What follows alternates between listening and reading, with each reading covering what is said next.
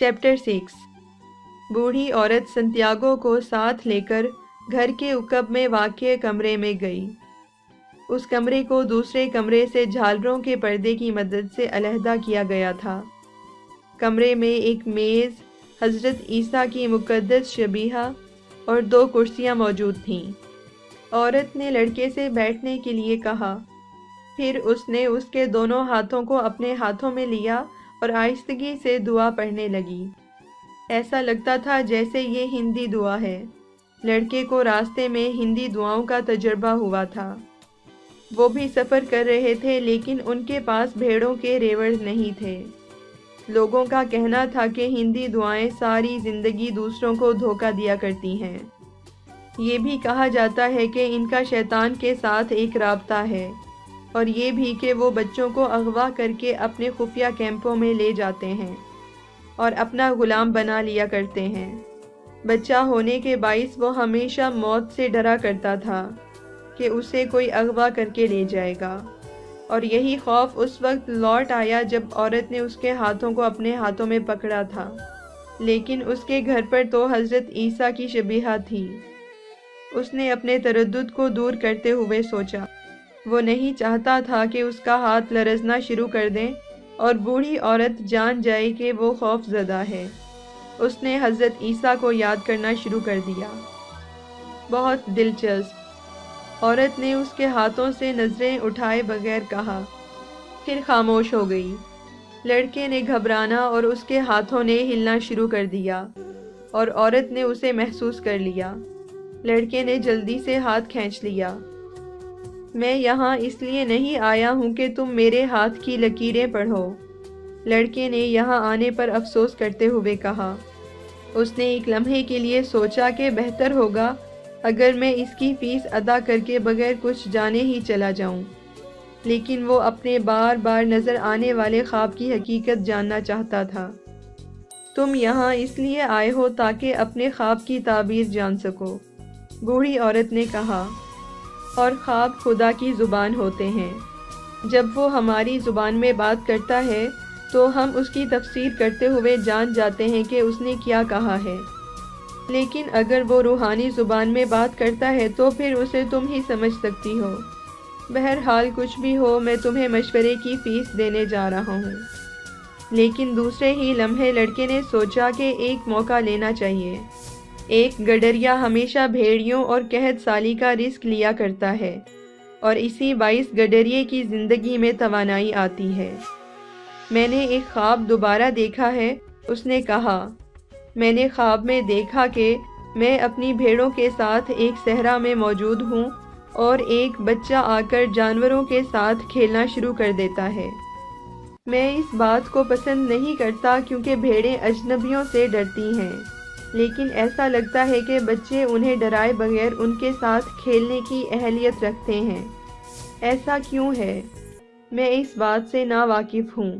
मुझे ये भी नहीं मालूम कि जानवर ये कैसे जान सकते हैं कि किसी इंसान की उम्र कितनी है। अपने ख्वाब के मुतालिक मज़ीद बताओ, औरत ने कहा।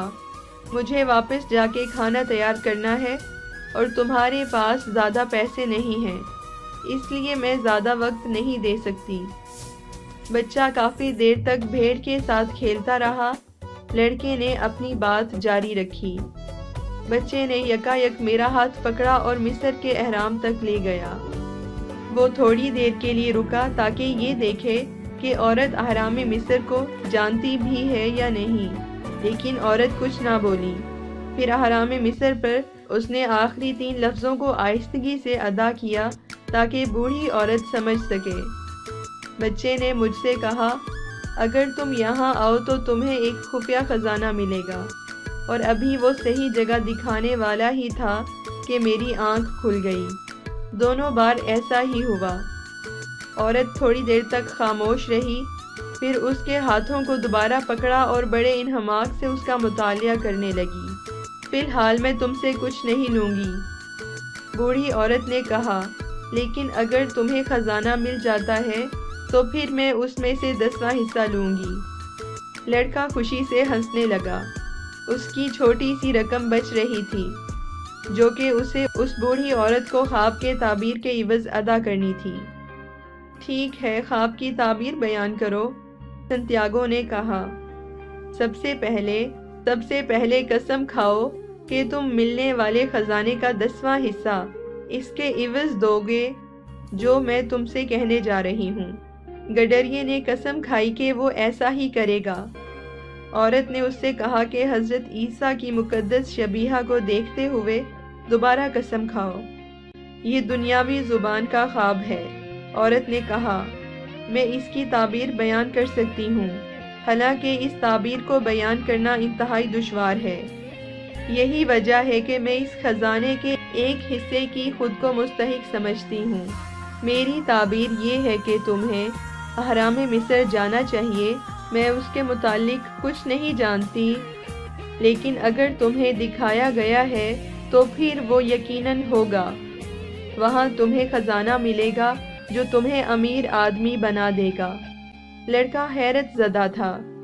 وہ اس بات کو بوڑھی عورت پر آشکار نہیں ہونے دینا چاہتا تھا۔ پھر اسے یاد آیا کہ اسے اس کی کوئی فیس نہیں دینی ہے۔ میں اس کے لیے اپنا وقت ضائع نہیں کرنا چاہتا، لڑکے نے کہا۔ میں نے بتایا تھا کہ تمہارا خواب بڑا مشکل ہے۔ یہ انتہائی غیر معمولی چیز ہے۔ صرف فہم و دانش رکھنے والے ہی انہیں سمجھ پاتے ہیں، اور چونکہ میں زیادہ عاقل نہیں ہوں اس لیے دوسرے فنون سیکھ رہی ہوں، جیسے ہاتھ کی لکیروں کو پڑھنا۔ اچھا، تو پھر میں مصر کس طرح جاؤں؟ میں صرف خواب کی تعبیر بتاتی ہوں، یہ نہیں جانتی کہ اسے حقیقت کس طرح بناتے ہیں۔ یہی وجہ ہے کہ میں یہاں دور اس جگہ رہتی ہوں اور میری ضروریات زندگی میری بیٹیاں پوری کرتی ہیں۔ اور اگر میں مصر نہ گیا تو کیا ہوگا؟ تو مجھے کچھ نہیں ملے گا، اور یہ پہلی بار نہیں ہوگا۔ اور پھر عورت نے لڑکے سے چلے جانے کو کہا۔ اس نے یہ بھی کہا کہ وہ اپنا کافی وقت ضائع کر چکی ہے۔ لڑکا مایوس ہوا۔ اس نے فیصلہ کیا کہ وہ اب کبھی خوابوں کو نہیں مانے گا۔ اس نے سوچا کہ بہت ساری چیزوں کا اسے خیال رکھنا ہے۔ وہ مارکیٹ گیا تاکہ کھانے کا انتظام کر سکے۔ اس نے اپنی کتاب دوسری موٹی کتاب سے تبدیل کی۔ وہ ایک پلازا کے بینچ پر بیٹھ گیا تاکہ اس شراب کو چکھ سکے جو اس نے حال ہی میں خریدی تھی۔ دن گرم تھا اور شراب فرحت بخش۔ بھیڑیں شہر کے گیٹ پر اس کے ایک دوست کے استبل میں تھیں۔ لڑکا شہر کے بہت سے لوگوں سے واقف تھا، اسی وجہ سے وہ یہاں آیا تھا۔ وہ ہمیشہ نئے نئے دوست بنایا کرتا تھا، لیکن سارا وقت ان کے ساتھ نہیں گزارتا تھا، کیونکہ جب کوئی ہر دن ایک ہی آدمی کو دیکھتا رہے، جیسا کہ پادریوں کی درس گاہ میں اس کے ساتھ ہوتا تھا، تو وہ اس شخص کی زندگی کا حصہ نہیں بنا کرتا۔ نتیجتاً وہ کسی دوسرے شخص سے اسے تبدیل کرنا چاہتا ہے، اور جب وہ اپنے مطلب کے آدمی کو نہیں پاتا تو برا محسوس کرتا ہے۔ ہر شخص کا واضح خیال ہوتا ہے کہ لوگوں کو اپنی زندگیاں کس طرح بسر کرنی چاہیے۔ اس نے فیصلہ کیا کہ ریوڑ کو واپس میدانوں میں لے جانے سے پہلے سورج کو تھوڑا سا مزید ڈھل جانے دے۔ اب سے 3 دنوں بعد وہ تاجر کی بیٹی کے ساتھ ہوگا۔ اس نے اس کتاب کا مطالعہ شروع کر دیا جو اس نے خریدی تھی۔ پہلے ہی صفحے پر ایک تدفین کا احوال لکھا تھا۔ اس میں جن لوگوں کا ذکر تھا ان کے ناموں کا تلفظ ادا کرنا انتہائی دشوار تھا۔ اگر اس نے کبھی کوئی کتاب لکھی، اس نے سوچا، تو وہ ایک وقت میں صرف ایک نام لکھے گا تاکہ پڑھنے والوں کو بہت سارے نام یاد رکھنے کی زحمت نہ اٹھانی پڑے۔ جب وہ بغور مطالعہ کرنے لگا تو اسے کتاب اچھی لگی۔ تدفین کے وقت برف باری کا دن تھا اور اسے سردی کے احساس سے لطف آیا۔ وہ ابھی پڑھ ہی رہا تھا کہ ایک شخص نے اس کے پہلو میں بیٹھ کر گفتگو کرنے کی کوشش کی۔ وہ کیا کر رہے ہیں؟ بوڑھے شخص نے پوچھا اور پلازا کی طرف اشارہ کیا۔ کام کر رہے ہیں۔ لڑکے نے یہ ظاہر کرتے ہوئے کہ وہ اپنے مطالعے پر توجہ مرکوز کرنا چاہتا ہے، روکھے انداز میں جواب دیا۔ تاہم حقیقت یہ تھی کہ وہ تاجر کی لڑکی کے سامنے بھیڑوں کا بال اتارنے کے متعلق سوچ رہا تھا تاکہ وہ دیکھ لے کہ وہ مشکل کام کرنے کی بھی اہلیت رکھتا ہے۔ وہ کئی بار پہلے بھی اس منظر کو تصور میں لا چکا تھا۔ ہر بار لڑکی مسحور ہو جاتی جب وہ اس بات کی وضاحت کرتا کہ بھیڑ کے بال پیچھے سے آگے کی طرف کاٹتے ہیں۔ بھیڑ کے بال اتارتے وقت اس نے کچھ ایسی ہی کہانیوں کو یاد کرنے کی کوشش کی۔ ان کہانیوں کو اس نے کتابوں میں پڑھا تھا، لیکن اسے وہ یوں بیان کرے گا جیسے یہ اس کے اپنے تجربات ہوں۔ اسے حقیقت کا کبھی علم نہیں ہو سکے گا کیونکہ وہ پڑھنا نہیں جانتی تھی۔ اس دوران بوڑھا شخص گفتگو کرنے کی کوشش کرتا رہا۔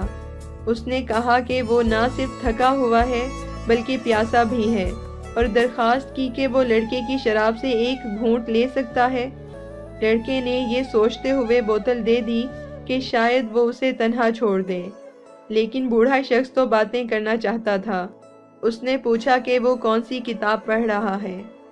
لڑکے نے سخت رویہ اختیار کرنا چاہا اور دوسری بینچ پر جانا چاہا، لیکن اس کے والد نے بتایا تھا کہ بڑی عمر کے لوگوں سے احترام کا برتاؤ کرنا چاہیے۔ چنانچہ اس نے کتاب اس شخص کے حوالے کر دی۔ اس کی دو وجوہ تھیں۔ پہلی یہ کہ اسے خود نہیں معلوم تھا کہ کتاب کے نام کا درست تلفظ کیا ہے، اور دوسری وجہ یہ تھی کہ اگر اس بوڑھے شخص کو پڑھنا نہیں آتا تو وہ شرمندہ ہوگا اور ممکن ہے وہ خود بینچ کی تبدیلی کا فیصلہ کر لے۔ بوڑھے شخص نے کتاب کو چاروں جانب سے دیکھنے کے بعد کہا جیسے یہ کوئی انوکھی چیز ہے۔ یہ ایک اہم کتاب ہے، لیکن ہے رنجیدہ کرنے والی۔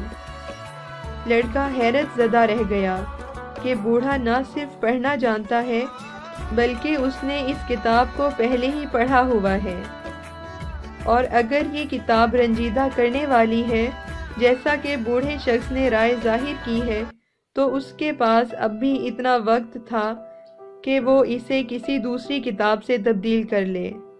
اس کتاب میں وہی باتیں ہیں جو عام طور پر دوسری کتابوں میں ہوتی ہیں، بوڑھے نے کہا۔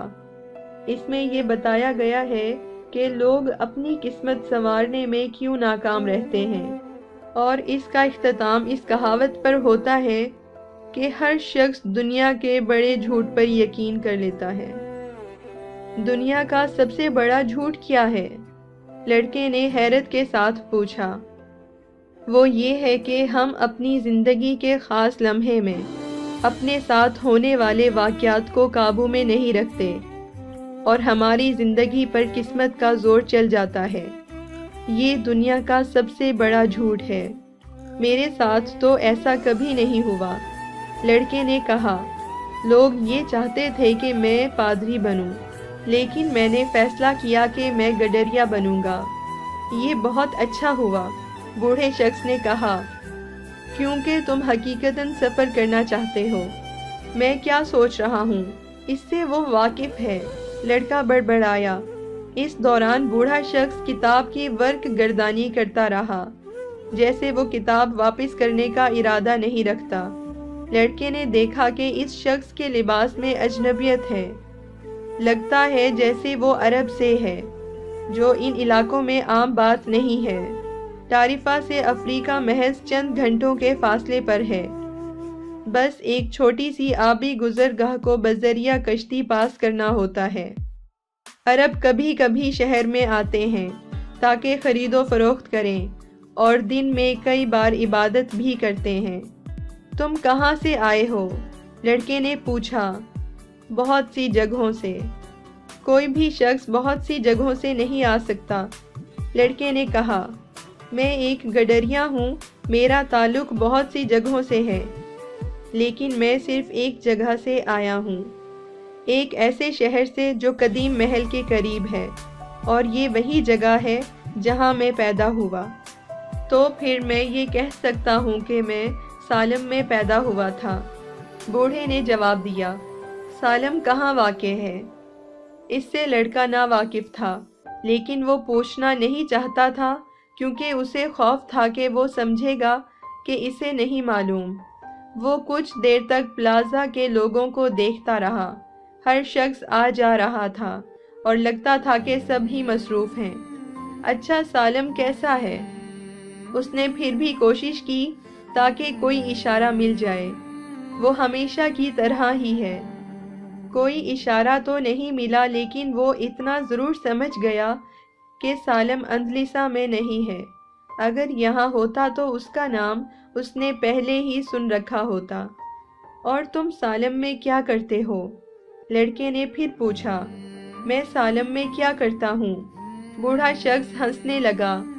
میں سالم کا بادشاہ ہوں۔ لوگ عجیب طرح کی باتیں کرتے ہیں۔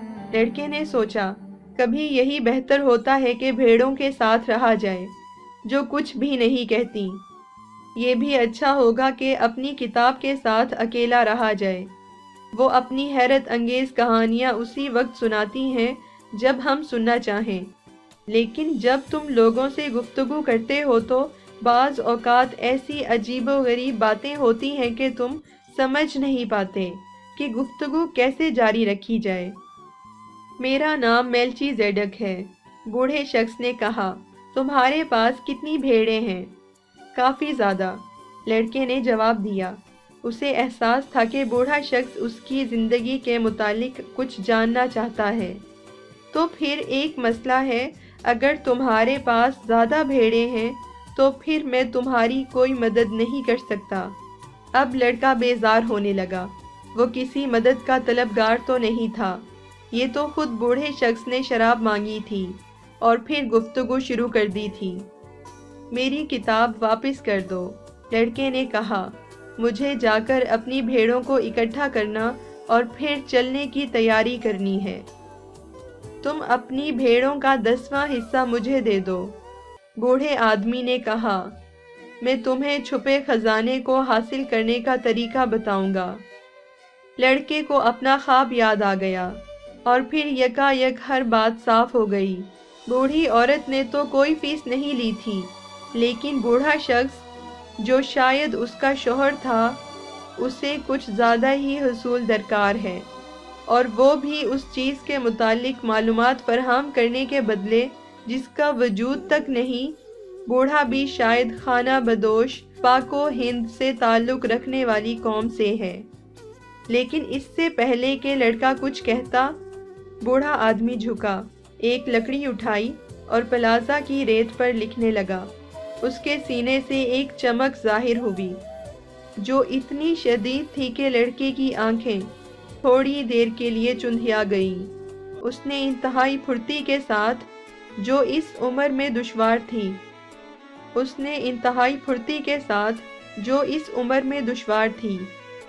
اس شخص نے جو کچھ بھی تھا اپنے لبادے میں چھپا لیا۔ جب اس کے دیکھنے کی صلاحیت بحال ہوئی تو لڑکے نے ریت پر لکھی تحریر کو پڑھنے کی کوشش کی۔ اس چھوٹے سے شہر کے پلازا کی ریت پر لڑکے نے اپنے والد، والدہ اور اس درسگاہ کا نام پڑھا جہاں اس نے تعلیم حاصل کی تھی۔ اس نے تاجر کی بیٹی کا نام بھی پڑھا جسے وہ خود بھی نہیں جانتا تھا۔ اس نے مزید ایسی باتیں بھی پڑھیں جو اس نے کبھی کسی کو نہیں بتائی تھی۔